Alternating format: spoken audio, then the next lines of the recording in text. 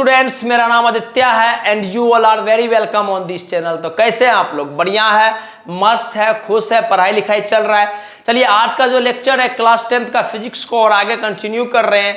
हम लोग जो सवाल बना रहे थे उसी सवाल बनाने का सिलसिला को और आगे बढ़ाएंगे और ये हमारा आखिरी जो भी लेक्चर रहेगा सवाल पे रहेगा। हम लोग डिस्ट्रीब्यूशन ऑफ करंट के बेसिस पे सवाल को कर रहे थे, ठीक है। इसके बाद जो आपको लेक्चर मिलेगा वो लेक्चर आपको heating effect of electric current, जो कि हमारे एनसीईआरटी के मुताबिक आखिरी टॉपिक माना जाता है इलेक्ट्रिक करंट का। उसके बाद आपका इलेक्ट्रिक करंट पूरा रूप से खत्म हो जाएगा। क्लियर? तो सवाल आपके स्क्रीन पे दिया होगा, आप देखिए, अटेम्प्ट कीजिए। सवाल बोला गया है the voltmeter on the left read. आपको पता है कि वोल्ट मीटर एक तरह का डिवाइस होता है जो कि पोटेंशियल डिफरेंस को मेजर करता है। खत्म। The voltmeter on the left read 10 volt. Voltmeter जो लेफ्ट में लगा हुआ, ये वोल्ट मीटर का सिंबल होता है, सर्किट डायग्राम वाला लेक्चर में आपको पढ़ाए थे हम। ये वोल्ट मीटर जो है उसका वोल्टेज दिया हुआ है 10 वोल्ट वोल्टेज मेजर कर रहा है वो, ठीक। ये जो भाई साहब है 8 वोल्ट वाला, ये जो है राइट साइड में है, ये 8 वोल्ट वाला है। तो आपको बोल रहा है कि पहला बात करंट थ्रू आर, ये रेजिस्टेंस आर दिया हुआ है, ये रेजिस्टेंस 4 ओम दिया हुआ है, आपको आर के थ्रू करंट निकालना है पहला। दूसरा बात आपसे पूछ रहा है आर का वैल्यू क्या होगा। सर आर का वैल्यू क्या होगा? बढ़िया बात है, हम करते हैं। लेकिन हमको ये बात पता है कि सर ये वोल्ट मीटर और लगा के हमको आदत नहीं है सवाल का। हमको इतना तो पता है ना कि वोल्ट मीटर का काम क्या होता है कि दो, अगर मान लेते हैं जैसे फॉर एग्जांपल आप ऐसे समझो, ये दो बैटरी का कोई टर्मिनल है और इसके अराउंड हम वोल्ट मीटर लगा दिए। तो अगर इसके अराउंड वोल्ट मीटर लगा दिए और वोल्ट मीटर 12 वोल्ट मेजर कर रहा है, इसका सिंपल मतलब प्लीज ध्यान दीजिएगा, हम क्या बोले, ये दो बैटरी का टर्मिनल है और इसके अराउंड अगर हम वोल्ट मीटर, मान लो ऐसे करके हम वोल्ट मीटर लगा दिए, ये बीच में वोल्ट मीटर है। ये वोल्ट मीटर अगर आपको बता रहा है कि वोल्ट मीटर आपको 12 वोल्ट बता रहा है, इसका मतलब सिंपल है कि इस दोनों टर्मिनल के अराउंड जो पोटेंशियल डिफरेंस है वो 12 वोल्ट का है। समझ में आया बात? मतलब इस दोनों पॉइंट का जो पोटेंशियल डिफरेंस है वो 12 वोल्ट है, उसी को तो मेजर करता है वोल्ट मीटर, ठीक। तो हम क्या बोलते हैं कि हम बोले कि है इतना दिमाग क्या लगाओगे, ये सब उतना काहे सोचोगे। आप जो है सिंपली जो वोल्ट मीटर है, वोल्ट मीटर को हटाओ। अब वोल्ट मीटर को हटा के आप 8 वोल्ट का बैटरी से रिप्लेस कर दो, खत्म बात। 8 वोल्ट का बैटरी से आप रिप्लेस कर दो। ये इसका थोड़ा हमको आदत है इसलिए हम रिप्लेस कर दिए, ठीक। अच्छा, वोल्ट मीटर लगाने का आदत नहीं है, ठीक। अब 8 वोल्ट का से मेजर रिप्लेस कर दिया, इसका मतलब सर इस दो पॉइंट के अराउंड जो पोटेंशियल डिफरेंस है वो 8 वोल्ट होगा। प्लीज फिर से बोल रहा हूं, इस दो पॉइंट के अराउंड जो पोटेंशियल डिफरेंस है वो 8 वोल्ट होगा। कैसे होगा? मान लो अगर हम इसको 8 वोल्ट दिए तो ये कितना हो जाएगा? 0। अब हुआ डिफरेंस 8 का, खत्म बात। अच्छा, फिर ये काम किए तो यहां भी वही काम कर दो, तो इसको रिप्लेस कर देते हैं। 10 वोल्ट का बैटरी से हम रिप्लेस कर दिए वोल्ट मीटर भाई साहब को, 10 वोल्ट का बैटरी से हम इसको रिप्लेस कर दिए। क्लियर है? थोड़ा सा मैं बैटरी को ठीक से बना लेता हूं, टेढ़ा हो गया है। ये हो गया हमारा 10 वोल्ट। अब इसका भी मतलब क्या हुआ सर? 10 वोल्ट यहां पर अगर ये बता रहा है 10 वोल्ट, इसका साधारण सा मतलब हो गया कि सर इस टर्मिनल के अराउंड जो आपका पोटेंशियल डिफरेंस है, ध्यान देना, इस टर्मिनल के अराउंड जो अपना पोटेंशियल डिफरेंस है वो 10 वोल्ट होगा। तो अगर ये 0 है तो इसको 10 वोल्ट होना ही पड़ेगा, तब तो पोटेंशियल डिफरेंस 10 वोल्ट होगा। समझ गए बात? क्लियर है ये बात? चलिए आगे। अब हमको सिखाएं कि जब तक रेजिस्टेंस नहीं मिलो तब तक आप नीचे आ सकते हैं। मतलब अगर ये 8 वोल्ट है तो ये सी पॉइंट पे भी पोटेंशियल डिफरेंस 8 वोल्ट होगा। ये 0 है तो इस पॉइंट पे भी पोटेंशियल डिफरेंस 0 होगा। इसका मतलब क्या हो गया सर? आप जब करंट ऐसे जाएगा ना तो करंट को 2 वायर तो है, लेकिन चूंकि पोटेंशियल डिफरेंस नहीं मिल रहा है, ये 0 वोल्ट का पोटेंशियल डिफरेंस यहां मिल रहा है, तो इसका मतलब ये दोनों आपस में क्या हो जाएगा सर? ये दोनों आपस में सीरीज में आ जाएगा। यही सबसे जबरदस्त बात था इस सवाल का। क्या आप भले देख रहे हैं कि एक वायर गया है सर ऊपर की तरफ, लेकिन देखिए जैसे करंट इधर से आया इसमें, समझिएगा बात को, जैसे करंट इधर से आया इसमें, तो करंट को जाने के लिए तो पोटेंशियल डिफरेंस है। ये करंट बिना पोटेंशियल डिफरेंस के कैसे फॉलो करेगा? आप बचपन में या फिर आप पढ़ते हैं साइंस तो थोड़ा बहुत आप जानते हैं कि अगर बंदर कोई भी वायर को पकड़ के लटक गया तो उसको करंट नहीं लगेगा। क्यों नहीं लगेगा? काहे कि उसमें पोटेंशियल डिफरेंस अभी क्रिएट नहीं है। लेकिन जैसे हम गए नीचे से उसको बंदर को टच कर दिए तो मेरा बॉडी की वजह से वो बंदर जो है वो कंडक्टर बन गया, या सिंपली समझो कि मेरा हाथ और वायर के वजह से पोटेंशियल डिफरेंस क्रिएट हो गया, बीच में फंसा बंदर, चला जाएगा बेचारा।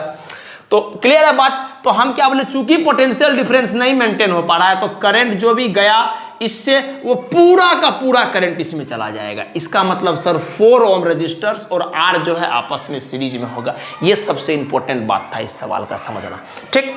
तो अब हमको क्या है, पहला बात बोल रहा है कि करंट थ्रू आर, तो करंट थ्रू आर मतलब करंट थ्रू 4 ओम निकाल दो और वही करंट तो फॉलो करने वाला है किसमें, आर में। तो पहला कंक्लूजन जो हम यहां से निकाले कि R and 4 ohm resistors are in series, ये इंपॉर्टेंट बात आपको ध्यान में रखना है। क्लियर है। अब हम बनाना शुरू करते हैं सवाल को। नाउ थोड़ा सा आसान रहेगा समझने में, इसको हम ईबीसी सर्किट को उठा के यहां पर बना रहे, इसको हम उठा के यहां पर रख रहे हैं, ठीक। देखिएगा ध्यान से,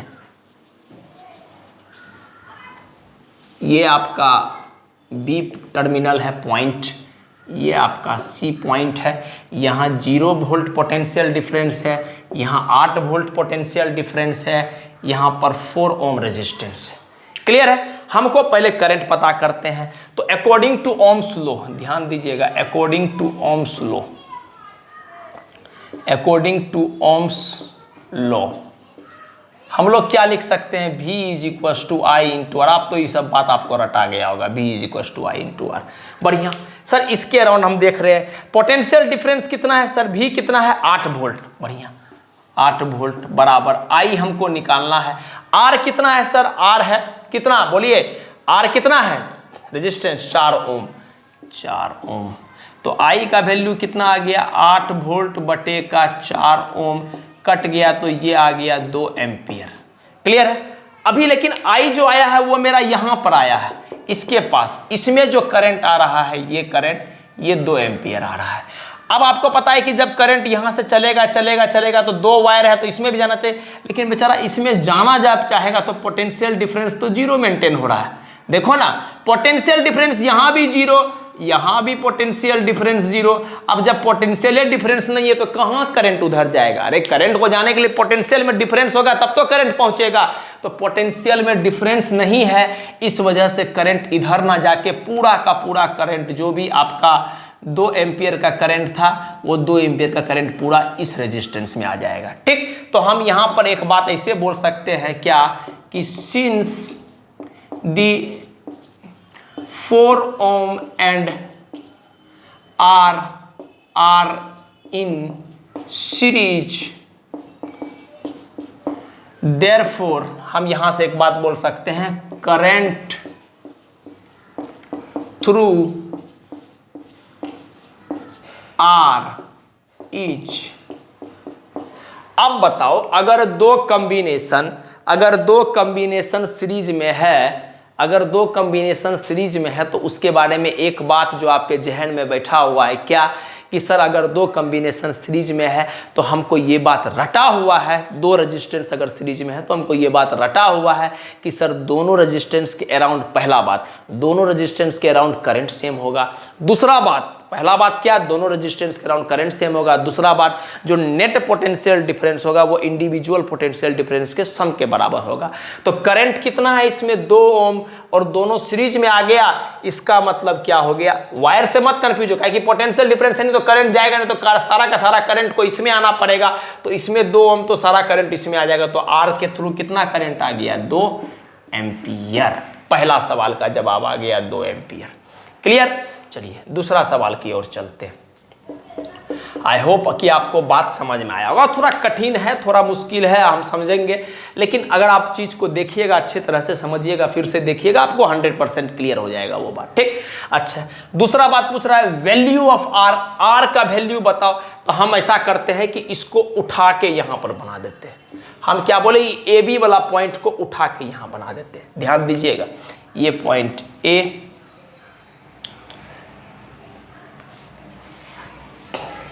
ये पॉइंट ए, ये आपका पोटेंशियल डिफरेंस, और ये पॉइंट बी, ये पॉइंट ए, ये पॉइंट बी, और ये रेजिस्टेंस है आर, और इसमें हमको पता है करंट कितना आ रहा है सर, बोलो बोलो बोलो। इसमें करंट आ रहा है 2 एम्पियर, अभी निकाल चुके हैं 2 एम्पियर करंट फ्लो कर रहा है।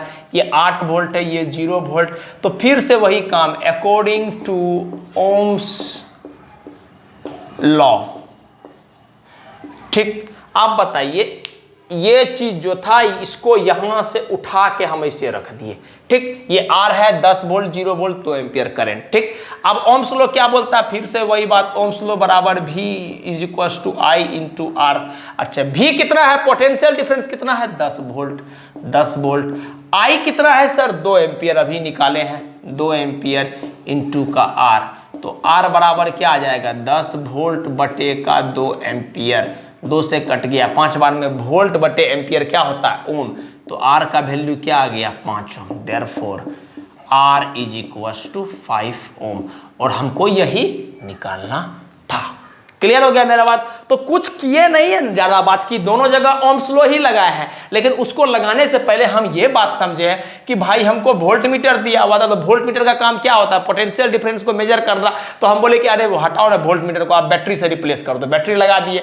तो हम बोले कि सर बैटरी अगर 8 वोल्ट बता रहा है, मतलब इस दोनों टर्मिनल के अराउंड अगर 8 वोल्ट मीटर बता रहा है या बैटरी भी 8 वोल्ट बता रहा है, इसका मतलब सर इस दोनों पॉइंट के अराउंड जो पोटेंशियल डिफरेंस होगा 8 होगा। तो हम इसको 8 मान लिए, इसको 0 मान लिए। सिमिलर काम इसमें भी किए, पोटेंशियल डिफरेंस 10 होना चाहिए, तो एक तो 0 आ ही गया हमको अपने मने, तो यहां पर 10 डाल दिए, तब भी पोटेंशियल डिफरेंस क्या हो गया 10 वोल्ट मेंटेन हो गया। बस खत्म बात। अब हम इसके अराउंड पोटेंशियल डिफरेंस अगर 8 वोल्ट है, तो भाई यहां भी तो पोटेंशियल डिफरेंस 8 वोल्ट है। देखो ना 8 और 0, 8 वोल्ट पोटेंशियल डिफरेंस है। तो पोटेंशियल डिफरेंस पता है, रेजिस्टेंस पता है, तो ओम्स लॉ लगाए तो करंट पता चल गया यहां पर। अब जब करंट यहां से, यही बात समझना जरूरी, जब करंट यहां से चला तो करंट को 2 रास्ता तो मिल रहा है, लेकिन ये देख रहा है कि भाई यहां भी 0 यहां भी सेम पोटेंशियल है। सेम पोटेंशियल है तो करंट कैसे फॉलो करेगा।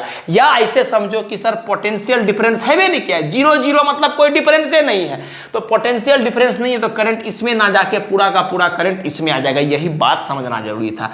करंट को फ्लो करने के लिए पोटेंशियल डिफरेंस का होना अनिवार्य है। बिना पोटेंशियल डिफरेंस के करंट फ्लो नहीं करता है। तो चूंकि यहां 0 वोल्ट पोटेंशियल डिफरेंस है, तो पोटेंशियल डिफरेंस 0 - 0 कितना होता है 0। तो पोटेंशियल डिफरेंस है भी नहीं किया, तो पूरा का पूरा करंट इसमें आ जाएगा। अब इसका हमको पहला काम यही निकालना था, क्या कि करंट थ्रू आर। तो हमको पता चल गया कि सर सारा का सारा करंट, जितना करंट इसमें उतना ही करंट इसमें। इसका मतलब 4 और R जो है वो आपस में सीरीज में है, और जब आपस में दोनों सीरीज में है तो यहां से भी 2 यहां से भी 2 आ गया। अब ई वाला को उठा के हम यहां पर रखे। हमको पता है रेजिस्टेंस का वैल्यू R दिया हुआ है, करंट 2 एम्पियर है, और पोटेंशियल डिफरेंस देखो ना, ये 10 वोल्ट तो ये भी 10 वोल्ट हो जाएगा ना बाबू। तो ये पोटेंशियल डिफरेंस कितना है 10 वोल्ट मेंटेन हो रहा है यहाँ पर। तो V = I × R लिखेंगे। V हमको 10 पता है, R हमको निकालना, I 2 एम्पियर पता है, सॉल्व कर लो। अब हम उम्मीद करते हैं अब अच्छा समझ में आ गया होगा, अब कोई परेशानी नहीं आएगा। तो प्लीज आप नोट डाउन कर लीजिए इसको। चलिए अब जो है हमारे पास दूसरा सवाल है। सवाल थोड़ा सा खतरनाक लग रहा है देखने में, लेकिन आसान है, आराम से बनाएंगे, हम इजीली समझ जाएंगे। देखिए 3 आइडेंटिकल बल्ब, तीनों एक जैसा बल्ब, ये आपको पता है कि बल्ब का सिंबल होता है। ठीक, 3 identical bulb are connected in parallel with a battery. 3 identical bulb को बैटरी के साथ कनेक्ट किया गया है। क्लियर है। पहला सिचुएशन में बोल रहा है कि 3 आइडेंटिकल बल्ब मतलब तीनों सेम रेजिस्टेंस का बल्ब है, उसको बैटरी के साथ कनेक्ट किया गया। बढ़िया। The current drawn from A battery is 6 volt. Battery से जो करंट जा रहा है बाबू वो 6, the current drawn from the battery is 6 volt थोड़ी होगा, वोल्ट तो पोटेंशियल डिफरेंस का यूनिट होता है। एम्पियर, तो बैटरी से जो करंट निकल रहा है वो 6 एम्पियर का करंट निकल रहा है। क्लियर। आगे, if one of the bulb get fused, एक बल्ब जो हो गया फ्यूज हो गया। देखिए यहां पर एक बल्ब जो है मेरा ये फ्यूज हो गया, बाकी 2 बल्ब ऐसे ही काम कर रहा है। अभी बैटरी से जितना भी निकल रहा है हमको नहीं पता कितना निकल रहा है, बल्ब फ्यूज हो गया। ठीक, अब आपको ऐसा लग रहा होगा कि देखिए दिल टाइप का है, कोई चीज टूट गया, होता ही है, ज्यादा जुड़ा हो जाने से टूट जाता है। तो टूट गया, मान लीजिए फ्यूज हट गया, तो ये बल्ब काम ही नहीं कर रहा है। क्लियर है। What will be the total current drawn from the battery. तो अब जो है मान लेते हैं करंट I निकल रहा है बैटरी से, तो बोल रहा है आप बताओ I कितना होगा, I कितना होगा। बढ़िया बात है सर। आप बताओ करंट यहां से गया, ये रास्ता में भी जाना, इसमें भी जाना, इसमें भी जाना, मतलब तीनों का तीनों आपस में क्या है, ये तीनों का तीनों कॉम्बिनेशन आपस में क्या है, आप बताओ। तीनों का तीनों कॉम्बिनेशन आपस में क्या है सर, तीनों का तीनों कॉम्बिनेशन आपस में पैरेलल में है। और हमको नहीं भी देखने आता है तो हमको पता है, सवाल वाला बोल दिया है पैरेलल में, ठीक। अब बताइए अगर ये बैटरी उड़ गया, ये बल्ब उड़ गया, बल्ब का दिल टूट गया, बल्ब को हटा दिए, तब भी तो ये दोनों क्या है, पैरेलल में है ना। आपसे पूछा गया कि अब बताओ करंट कितना फ्लो होगा। क्लियर है, सवाल में बस इतना बोला गया है कि 3 बल्ब लगाया हुआ था, तब वोल्टेज, और तीनों एक टाइप का बल्ब है, मतलब R R R equal resistance का है, तब करंट जो है बैटरी से 6 एम्पियर का निकल रहा था। अब एक बेचारा बल्ब का दिल टूट गया, बेचारा एक बल्ब फ्यूज हो गया। आप देख रहे होंगे, लग रहा हो कि दिल टूट गया है, भरोसा करने पे टूटता ही है। तो क्या हो गया कि बल्ब जो है आपको फ्यूज हो गया, तो 2 रेजिस्टेंस आ गया आपके पास वाला बल्ब, ठीक। तो अब आपसे यहां से आई करंट निकल रहा है, यही आई का वैल्यू निकालना है। क्लियर है, हम करते हैं आराम से चीज को। पहले हम इसके लिए डिफाइन करेंगे। आप बताइए, हम इसमें पूछेंगे बाबू आर इक्विवेलेंट कितना होगा, तो आप बोलिएगा सर 1/r इक्विवेलेंट बराबर, तीनों पैरेलल में है तो वो काम करो, 1/r इक्विवेलेंट बराबर 1/r1 + 1/r2 + 1/r3, लेकिन तीनों आरे है, इसका मतलब 1/r + 1/r प्लस का 1/r, ठीक। तो यहां से पता चला कि 1/r इक्विवेलेंट बराबर 1/r + 1/r मतलब 3/r, देयरफॉर R इक्विवेलेंट बराबर R/3।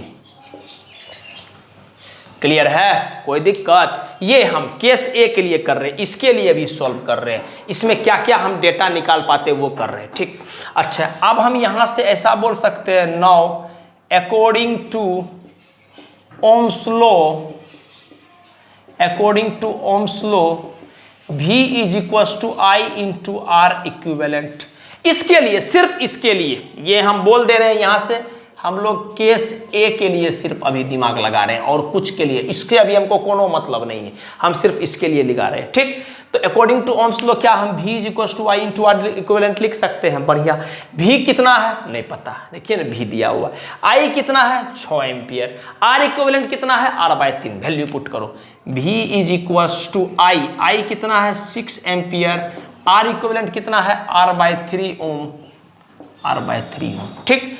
3 से कट गया ये 2 बार में, क्लियर है, 3 से कट गया ये 2 बार में, तो R का वैल्यू कितना आ गया, आप ध्यान से सुनिएगा, R का वैल्यू कितना आ गया बोलो तो V, एक मिनट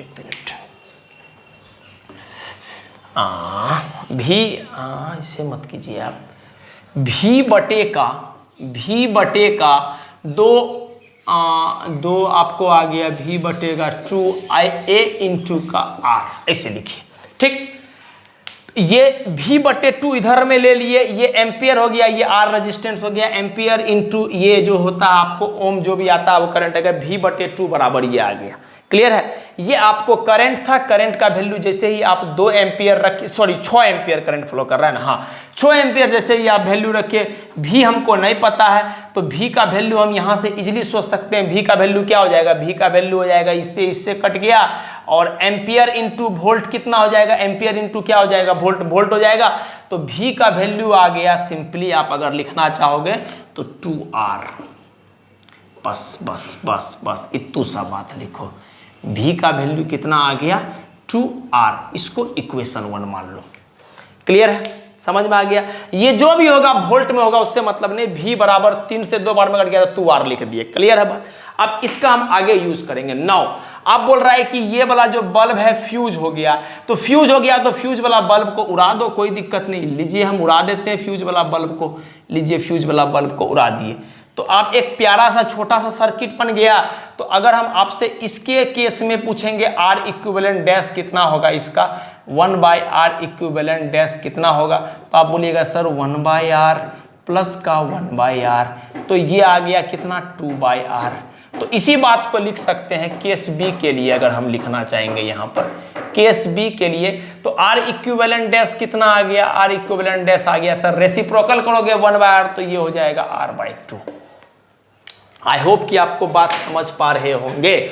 हम क्या बोले कि एक बल्ब जो था मेरा ऊपर वाला फ्यूज हो गया, तो हम बोले कोई बात नहीं, तार को हटा दो, पैरेलल में है कोई फर्क नहीं पड़ेगा। यही तो खास बात होता है पैरेलल का कि अगर एक भी बल्ब फ्यूज हो गया तब भी पूरा सर्किट काम करेगा। सीरीज में अगर एक भी बल्ब फ्यूज हो गया तो सर्किट गड़बड़ा जाएगा। पैरेलल में हो गया तो कोई दिक्कत नहीं है। उसी कॉन्सेप्ट का इस्तेमाल कर रहे हैं हम लोग। पैरेलल में अगर एक भी बल्ब फ्यूज हो गया तो उसको उड़ा दो, दो गो है तो आर इक्विवेलेंट कितना हो जाएगा 1/r + 1/r, तो 1/r इक्विवेलेंट बराबर 2/r, आर इक्विवेलेंट इसको उल्टा करके करेंगे तो ये चीज आ जाएगा r/2। क्लियर है? अच्छा, अब यहां पर फिर से ओम्स लॉ लगाते हैं। Now, according to Ohm's law, क्या ओम्स लॉ बोलता है सर? V बराबर I इंटू आर इक्विवेलेंट, लेकिन इस बार आर इक्विवेलेंट नहीं है, इस बार हम आर इक्विवेलेंट डैश लिए इसलिए डैश ले लिए। क्लियर? अच्छा, भी हमको नहीं पता है। V I पता है नहीं, निकालना है I, निकालेंगे I।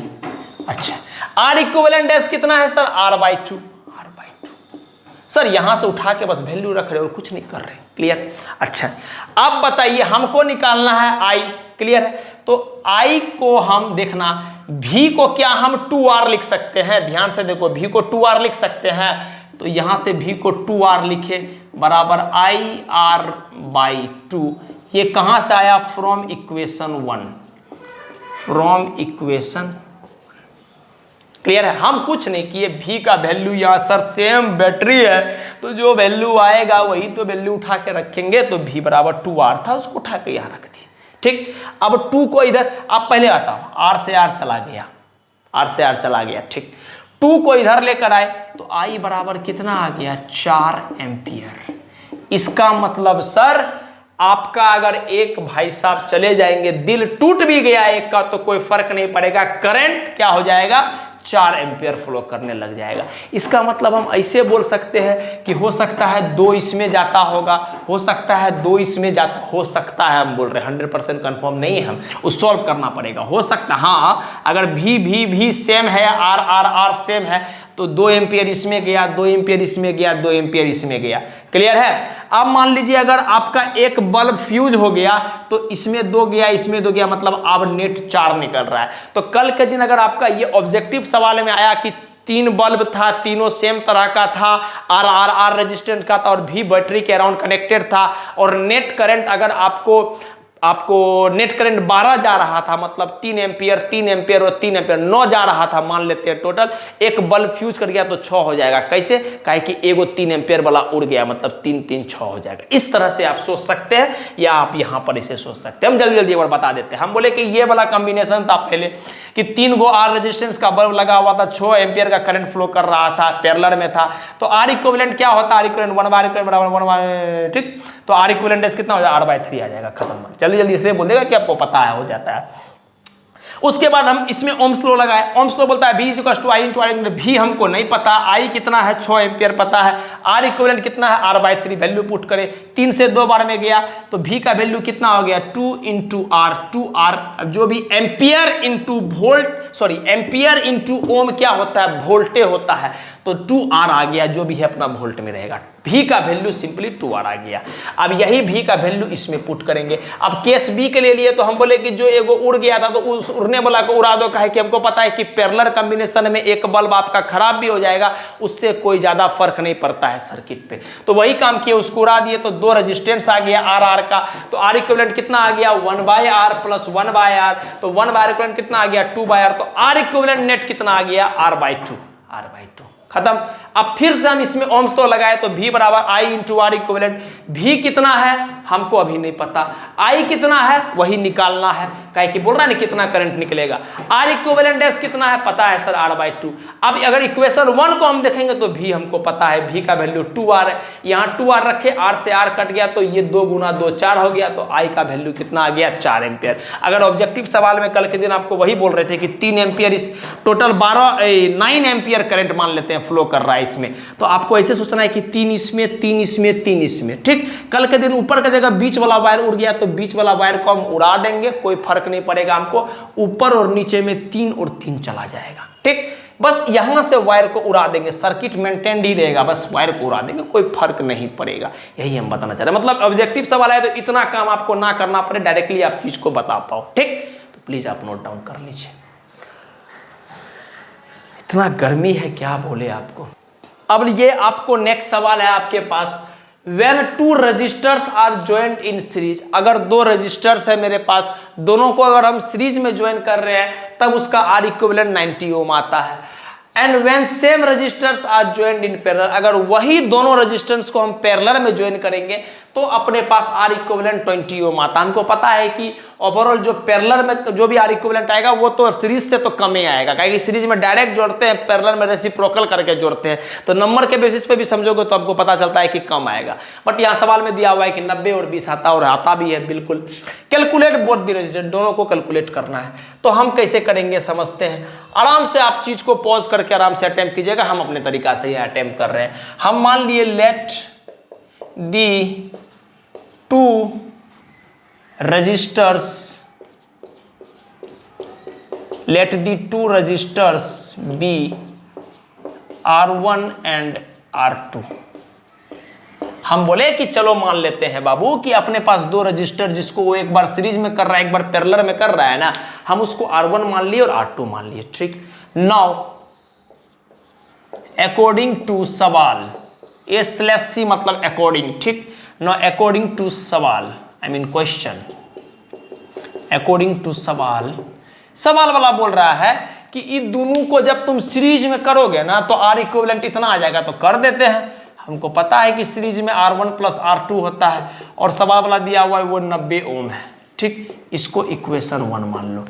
अब बोल रहा है कि जब तुम इसको पैरेलल में करोगे ना दोनों को तो इतना आ जाता है, मतलब 1/R1 प्लस 1/R2 बराबर कितना आ रहा है, सॉरी 20 ओम, ठीक। क्लियर है, इसको इक्वेशन 2 मान। लेकिन हम रुक जा थोड़ा इसको सोल्व कर लेते हैं। अगर आप एलसीएम लोगे तो ये हो जाएगा R1 R2 बटे का R1 प्लस R2 बराबर 20 ओम। क्लियर है, R1 R2 बटे का R1 प्लस R2 बराबर 20 ओम। ऐसे सोच लो। लेकिन ये तो है बाबू 1/R इक्विवेलेंट, ये जो होता है 1/R इक्विवेलेंट है। सवाल वाला बोला है कि R इक्विवेलेंट 20 है, तो 1/R इक्विवेलेंट मतलब R इक्विवेलेंट बनाने के लिए इसको हम, ये बाबू क्या है 1/R इक्विवेलेंट, तो इसको R इक्विवेलेंट बनाने के लिए हमको क्या करना पड़ेगा, उल्टाना पड़ेगा। इसको उल्टाना पड़ेगा ना, तो इसको उल्टाओगे तो इसको भी तो उल्टाना पड़ेगा। तो ये आ रहा है R1 R2 बटे का R1 प्लस R2 बराबर 20 ओम, ठीक। आई थिंक मार्कर डेड करने लग गया। क्लियर है यहाँ तक।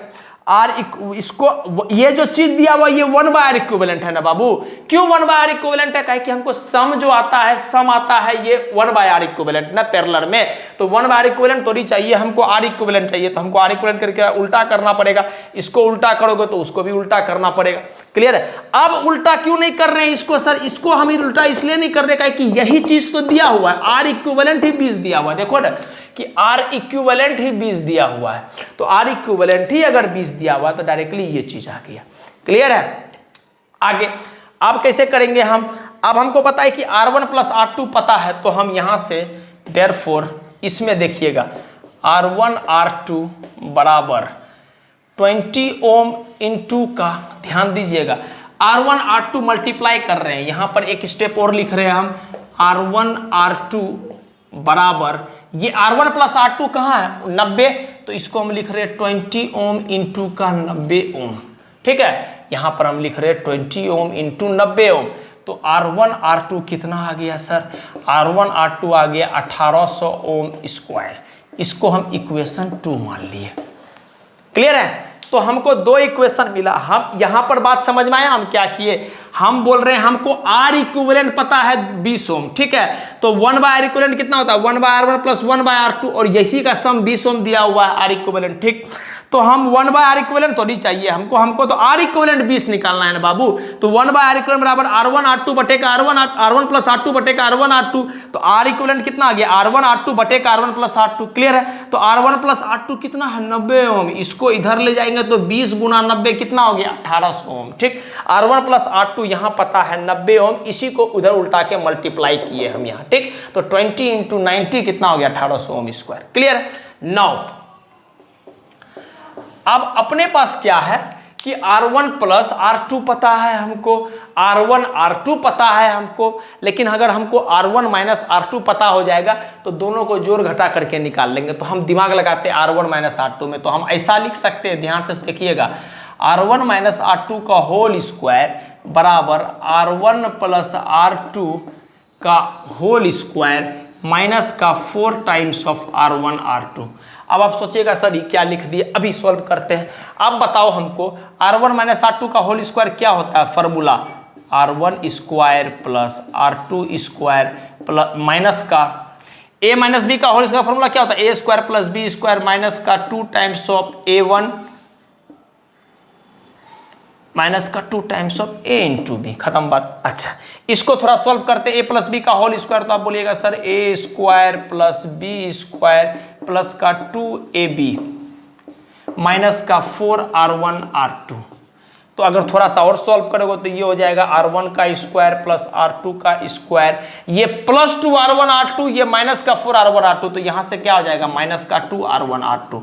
तो क्या आप ध्यान से देखो, क्या यही लिखा हुआ है, ये R1 का स्क्वायर प्लस R2 का स्क्वायर माइनस का 2 times of R1 R2, R1 का स्क्वायर प्लस R2 का स्क्वायर माइनस का 2 टाइम्स ऑफ, मतलब दोनों आपस में बराबर है। इसका मतलब डायरेक्टली हम इसको इस तरह से लिख सकते हैं। ये अलजेब्रा में पढ़ाया जाता है आपको, जब मैथ पढ़ोगे तो इसको हम डायरेक्टली इस तरह से लिख सकते हैं। तो हम उसको लिख देंगे, बस आपको दिखाने के लिए हम लिखे, इसको हम मिटा रहे, इसका अपना सवाल से कोई लेना देना नहीं है, बस आपको एज ए प्रूफ हम बताने के लिए किए, ठीक। अच्छा तो यहाँ से हम डायरेक्टली ऐसे लिखेंगे कि R1 माइनस का R2 बराबर, स्क्वायर है तो अंडर रूट मार दिए, तो अंडर रूट में R1 प्लस R2 का होल स्क्वायर माइनस का 4 times of R1 R2। Value put करेंगे, देखिएगा R1 प्लस R2 कहाँ कितना है बाबू, R1 प्लस R2 90, तो इसका मतलब 90 ओम का स्क्वायर माइनस का 4 टाइम्स ऑफ R1 R2 कहाँ है 1800 ओम, देखो ना यहाँ इक्वेशन टू 1800 ओम स्क्वायर, तो 1800 ओम स्क्वायर। तो थोड़ा सा अगर हम इसको सॉल्व करना चाहेंगे तो हमको आ जाएगा 90 का स्क्वायर मतलब 8100 ओम स्क्वायर माइनस का 18 चौके 72 7200 ओम स्क्वायर। तो अगर इस दोनों को घटाओगे आप, तो 8100 में 7200 घटाओगे तो आपको आ जाएगा 900 ओम स्क्वायर, वो भी अंडर रूट में। तो फाइनली R1 माइनस का R2 बराबर कितना हो जाएगा, R1 माइनस का R2 बराबर कितना हो जाएगा 900 ओम का स्क्वायर, 900 का क्या हो जाएगा 330 ओम, ठीक। इसको इक्वेशन 3 मान लिए, क्लियर है। R1 माइनस R2 कितना आ गया 30 ओम। अब हम इसको मिटा रहे हैं, चूंकि हम समझ रहे हैं कि आप लिख लिए होंगे, तो हम इसको मिटा रहे हैं चूंकि अपने पास स्पेस की इशू है। अच्छा ये पहला इक्वेशन, तीसरा इक्वेशन क्या आया, R1 माइनस का R2 बराबर 30 ओम, इसको इक्वेशन 3 मान लिए, ठीक। नाउ यहां ध्यान दीजिएगा, दोनों इक्वेशन को हम जोड़ेंगे,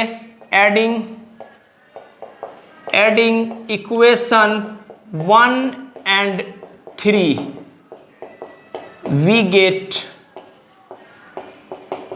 गेट दोनों को जब जोड़ेंगे तो भाई बोलो R2 से R2 खत्म हो गया, तो ये आ गया 2 टाइम्स ऑफ R1 बराबर कितना 120 ओम, तो R1 का वैल्यू आ गया 60 ओम, ये पहला बात खत्म। अच्छा अब R1 का वैल्यू हम उठा के कहाँ रख दिए, इसमें रख दिए, तो ये हमको पता चल गया है कि 60 ओम आ चुका है। तो R2 का वैल्यू कितना हो जाएगा, 90 में से 60 ओम घटाएंगे तो R2 का वैल्यू आ जाएगा आपको 30 ओम। और आई थिंक हमको यही दोनों बात को निकालना था। तो पहला R1 का वैल्यू 60 ओम आ गया, R2 का वैल्यू आ गया 30 ओम, ठीक। तो आप बस इस स्टेप्स को याद रखिएगा। हम बाबू बस आपको बता रहे हैं कि हम ये स्टेप इसलिए अटेंड किए काहे कि हमको R1 R2 पता था, R1 R2 का प्रोडक्ट पता था, R1 प्लस R2 पता था। तो अगर हमको R1 माइनस R2 पता चल जाता तो हम इजीली कैलकुलेट करते। तो इस वजह से हम R1 माइनस R2 का होल स्क्वायर बराबर R1 प्लस R2 का होल स्क्वायर माइनस का 4R1 R2 का कॉन्सेप्ट को इस्तेमाल किए। और अभी आपको लिख के फॉर्मूला को एक्सपेंड करके समझा भी दिए थे कि ये दोनों आपस में बराबर होता है। आई होप आपको बात समझ में आया होगा। तो यहां से हमको R1 पता चल गया 60 ओम और R2 पता चल गया 30 ओम, ठीक। तो प्लीज आप नोट डाउन कर लीजिए। कुछ बच्चा से हो भी गया होगा, जिनसे नहीं हुआ आप नोट डाउन कर लीजिए। अब ये लास्ट सवाल है, लेकिन हम ये लास्ट सवाल को चाहेंगे कि आप खुद से इसके ऊपर रिसर्च कीजिएगा और आप लिखिएगा। सवाल आपसे पूछा गया है कि पैरेलल कॉम्बिनेशन का क्या एडवांटेज होता है ओवर सीरीज कॉम्बिनेशन। तो हम कुछ कुछ पॉइंट बता देते हैं, बाकी लिखना आपको खुद से है और बोर्ड के पर्सपेक्टिव से ये सवाल बहुत इंपॉर्टेंट है। ठीक, तो एक छोटा सा काम आप जरूर कीजिएगा। तो हम आपको पहले बता देते हैं कि पैरेलल कॉम्बिनेशन के बारे में थोड़ा सा बात जान लेते हैं। पैरेलल कॉम्बिनेशन में क्या होता है कि sir potential difference same follow करता है, सीरीज कॉम्बिनेशन में नहीं करता है सेम पोटेंशियल डिफरेंस। क्लियर, खत्म बात। दूसरा, सर पैरेलल कॉम्बिनेशन में हमको इंडिविजुअल रेजिस्टेंस का इंडिविजुअल करंट मिलता है, लेकिन हमको पता है कि सर सीरीज कॉम्बिनेशन में सब रेजिस्टेंस का सेम करंट फ्लो मिलता है। बस एक बात। दूसरा और तीसरा बात आपको यह जानना है, समझिएगा बात को, कि जब भी कोई एक भी अप्लायंसेस, कोई एक भी बल्ब हो या कोई भी आपको जो भी इलेक्ट्रिकल अप्लायंसेस है, अगर पैरेलल कॉम्बिनेशन में एक भी ब्रेक कर गया तो उससे सर्किट ब्रेक नहीं होगा। क्या हम बोल रहे हैं? पैरेलल कॉम्बिनेशन में अगर एक भी इलेक्ट्रिकल अप्लायंसेस काम नहीं कर रहा है, ब्रेक कर गया, तो वो हमारा इलेक्ट्रिकल सर्किट को ब्रेक नहीं करेगा, हमारा इलेक्ट्रिकल सर्किट बढ़िया से काम करेगा। ठीक, जब तक सर्किट काम करने लायक है। लेकिन सीरीज में क्या होता है, अगर एक भी इलेक्ट्रिकल अप्लायंसेस गड़बड़ा गया, मतलब अगर एक भी बल्ब फ्यूज हो गया मान लिए सीरीज कॉम्बिनेशन में, तो सारा का सारा सर्किट ब्रेक कर जाएगा।